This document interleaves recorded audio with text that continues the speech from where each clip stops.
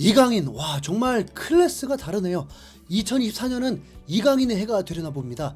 이강인이 2024년 유럽 전체에서 가장 먼저 골을 넣는 선수로 기록되었고, 이강인이 직접 출연해서 파리 생제르맹의 올 시즌 첫 우승을 안겨주면서 대활약을 펼쳤습니다. 지금부터 그 생생한 소식 전해드리도록 하겠습니다. 이강인이 소속된 파리 생제르맹의 슈퍼컵 대회가 열리게 되었습니다. 그러니까 이 대회는 트로페 데 샹피옹이라고 해서 지난 시즌 리그 우승팀과 쿠프 드 프랑스 우승팀이 붙게 되는 단판 승부 경기였습니다. 그러니까 잉글랜드로 보면 시즌 개막하기 전에 맨시티와 아스날이 커뮤니티 실드를 치렀던 대회와 같은 격이라고 보면 됩니다.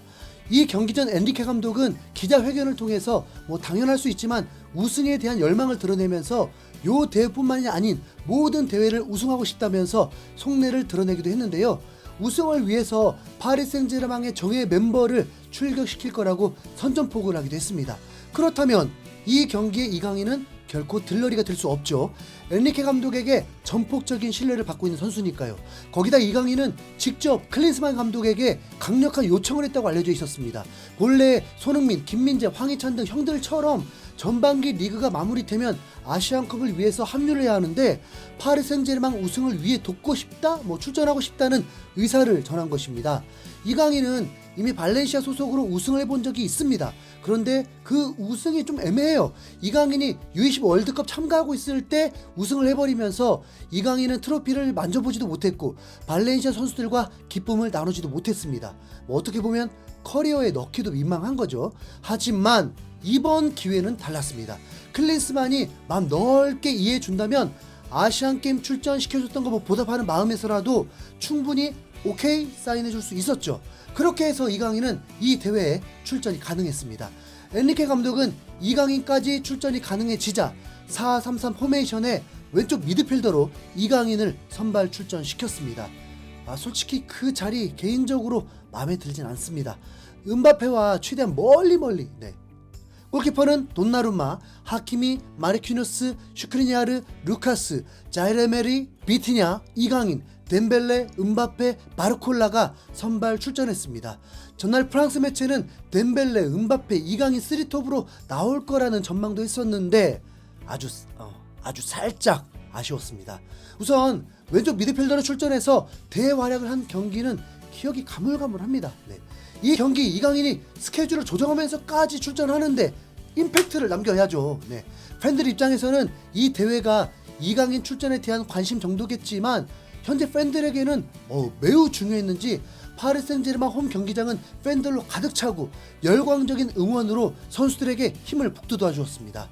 이강인의 선축으로 경기가 시작되고 정말 깜짝 놀랐습니다. 전반 3분도 채 되지 않은 상황인데 비티냐가 반대쪽 뛰어들어오는 덴벨레에게 로우킥을 정확하게 보내줬고 덴벨레는 다시 다이렉트로 문전으로 패스를 보냈는데 뛰어들어오는 이강인에게 정확히 배달이 되면서 이강인이 센스있게 골키퍼가 아예 손 쓸 수도 없는 쪽으로 방향을 틀면서 슈팅한 게 그대로 골이 되었습니다.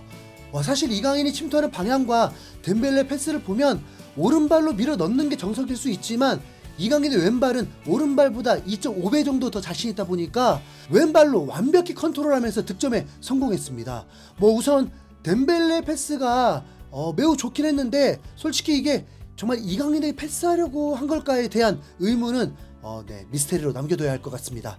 정말 이른 시간에 터진 이강인의 선제골은 새로운 기록이 되기도 했는데 앞서 언급한 2024년에 유럽 전체에서 첫 번째 골이기도 하고 이 대회 역사상 가장 빠른 선제골 기록이기도 합니다. 무엇보다 우승을 위한 중요한 경기에 이강인이 제대로 한 건 한 거죠.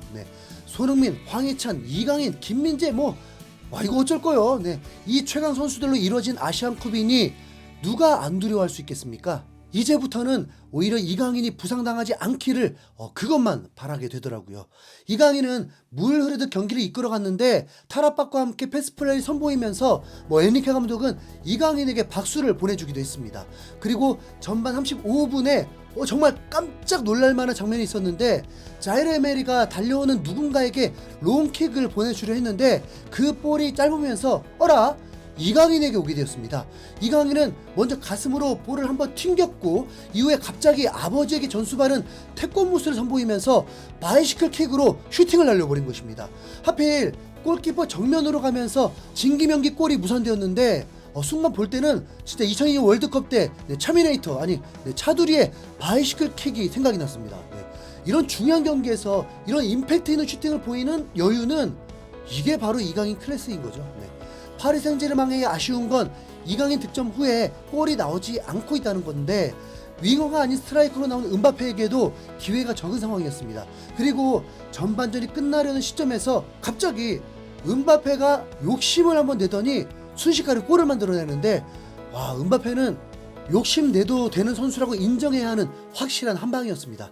아니 엄청난 스피드로 상대 수비수를 그냥 멈추게 만들고 슈팅도 정확했다 보니까 이게 꼭 쉬운 건 놓치고 멋진 골을 많이 넣네요.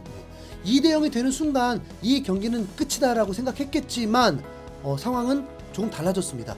후반전에 툴루즈가 한 골이라도 넣으려고 더 달려들면서 압박이 더 심해졌고 파리 생제르맹은 고전한 듯 보였습니다. 거기다 덴벨레 대신 아센시오를 넣는 순간 와, 이건 정말 아니다라는 경기력을 보여주었습니다. 전반전에 슈팅이 12개였는데 후반에 전체 2개였으니까 말 다 했죠. 양쪽 윙어를 다 교체해 주었지만 임팩트는 전혀 없었습니다. 이강인은 풀타임을 소화했고 골과 함께 은바페의 골에도 기점이 되면서 공격에서 완벽한 역할을 해주었고 패스 성공률이 무려 94%였습니다. 이강인의 평점은 평점 8.3이었습니다. 그리고 경기에서 MOM도 이강인으로 선정되면서 이 우승의 1등 공신으로 인정받았습니다. 경기 후에 파리 팬들은 이강인을 향해서 이강인은 참 잘하는 것 같아. 그와 비티냐의 호흡은 볼 때마다 즐거워.